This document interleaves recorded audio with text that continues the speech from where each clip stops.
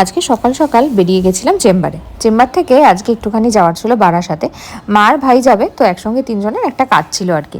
আমি চেম্বার করে ওখান থেকে বারাসাত চলে এসেছিলাম, আর মার ভাইও একদম বাড়ি থেকে চলে এসেছিলো বারাসাতে। নেমে একটুখানি লস্যি নিয়ে এসেছিলাম আমি ওই বিরাট স্টেশন থেকে, তো ওটাই একটুখানি মার ভাইকে দিলাম।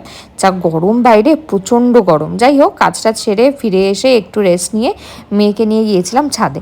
আজকে ওর কী হয়েছিল কি জানি, ছাদে একটুও থাকলো না, 5 মিনিটের বেশি এক ফোঁটাও বসলো না, প্রচণ্ড ঘ্যান ঘ্যান করছিল। তাই জন্য নিচে নামিয়ে চলে এসেছিলাম।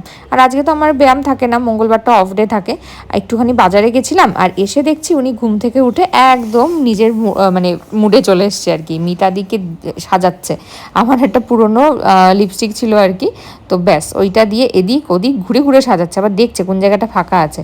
পিসিকে, মিতাদিকে, আমাকে, সবাইকে সাজানোর পর আবার নিজেও কিন্তু একটুখানি সেজে নিয়েছিল। যাই হোক, পুচির এসব কাণ্ড কারখানা দিয়ে আজকের দিনটা কিন্তু বেশ ভালোই কাটলো।